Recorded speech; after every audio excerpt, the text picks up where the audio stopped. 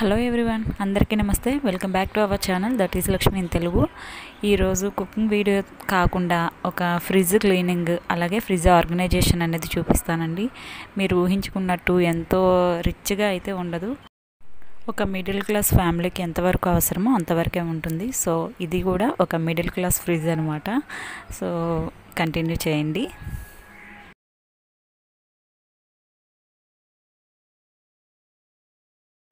Organisation అంటే first సర్దేయడమే చూపించలేం కదండి. So కొంచెం క్లీనింగ్ అనేది ఉంటుంది. ఇదంతా కూడా బిఫోర్ క్లీనింగ్. ఎప్పుడు క్లోజ్ చేసి ఉండే ఫ్రిడ్జ్ కూడా ఇంత డస్ట్ ఎక్కడి నుంచి వస్తుందో అర్థం కాదండి. సో ఎనీవే ఎప్పుడు క్లీనింగ్ చేసేటప్పుడు ఇదే రొటీన్ అవుతుంది కదా. సో ఇంకా మంచి మంచి టిప్స్ అవి కూడా ఉంటాయి. మధ్య మధ్యలో స్కిప్ చేయకుండా వీడియోని అయితే చూస్తూ ఉండండి.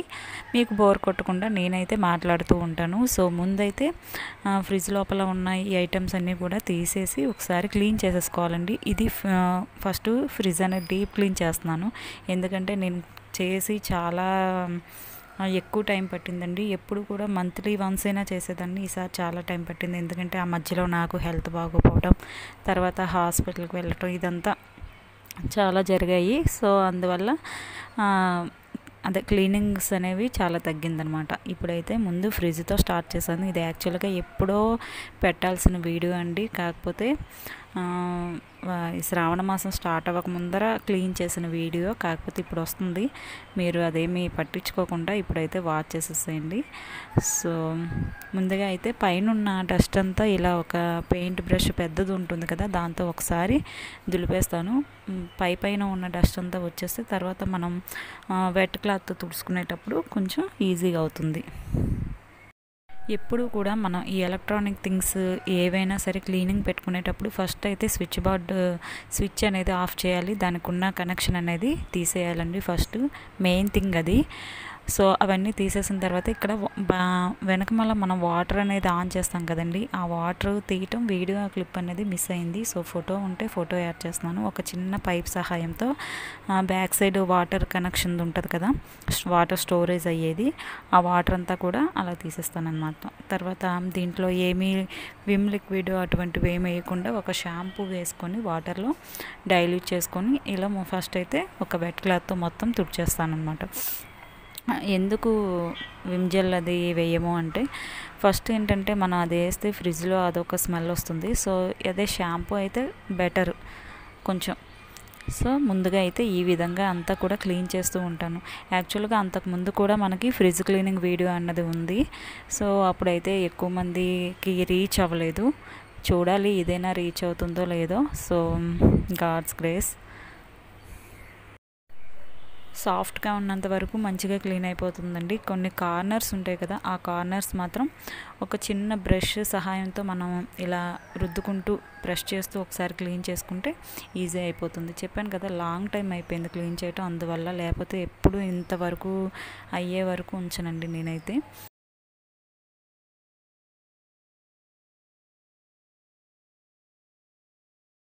ఇటువంటి కార్నర్స్ అన్నవి క్లీన్ చేసేటప్పుడు మాత్రం మనకి చిన్నపిల్లలు వాడేసిన బ్రష్ అలాగే ఇయర్ బడ్ అయితేనే మనకి ఈజీగా దాని లోపల ఉన్న డస్ట్ పార్టికల్స్ అంతా కూడా ఈజీగా రిమూవ్ అయిపోతాయి. అలాగే కింద కూడా కొంచెం మనకి తుప్పు పట్టినట్టుగా అనిపిస్తుంది కదా, అది కూడా ఒకసారి గట్టిగా బ్రష్ చేస్తూ రుద్దేస్తే ఈజీ అవుతుంది.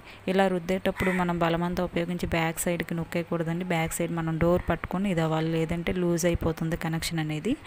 సో అది గుర్తుపెట్టుకొని చేయండి. చూసారు ఇక్కడ ఇయర్ బడ్తో ఆ లోపల ఉన్నదంతా కూడా తీస్తే ఎంత వస్తుందో.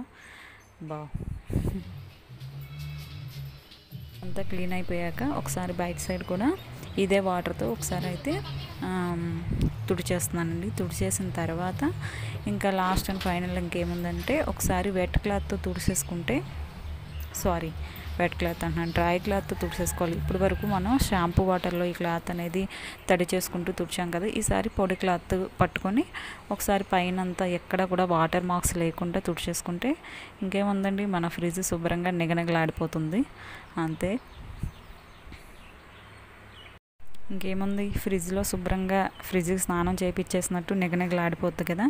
ఇంకా మళ్ళీ దీంట్లోకి అన్నీ సర్దేసరికి మళ్ళీ ఒక 10 days వరకు బాగుంటుందండి ఫ్రెష్ లుక్. తర్వాత మళ్ళీ నానాగోళం. సో తీసేటప్పుడు ఎంత జాగ్రత్తగా తీస్తున్నా అది పట్టేటప్పుడు మాత్రం అలాగే పడుతుంది. సో అదంతా నెససరీ. క్లీనింగ్ అంటే అలా రొటీన్గా జరగాల్సిన పనే కదండి.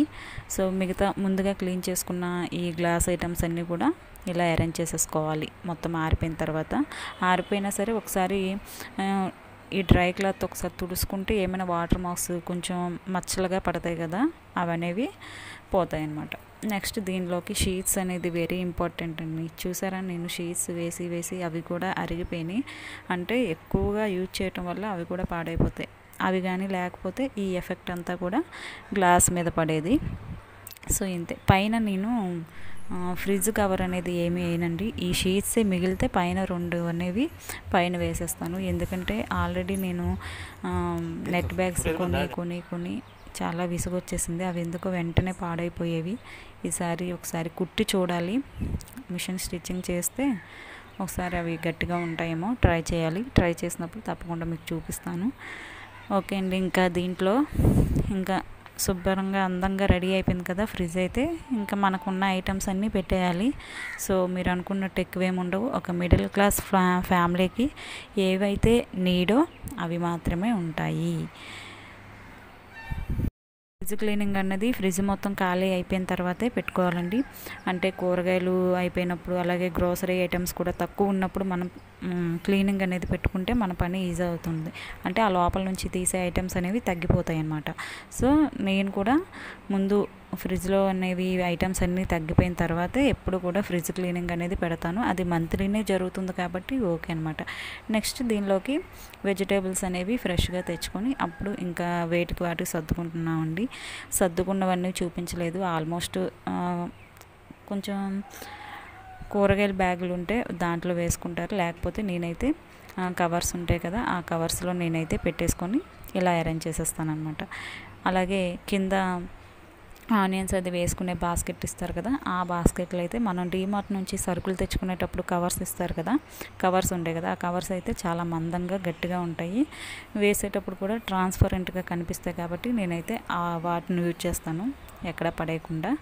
సో ఇంతే అండి. ఈ వీడియో కనుక మీకు నచ్చితే తప్పకుండా లైక్ చేయండి, షేర్ చేయండి, మన ఛానల్ని సబ్స్క్రైబ్ చేసుకోండి. అలాగే మరిన్ని కుకింగ్ వీడియోస్ కోసం. Thank you for watching.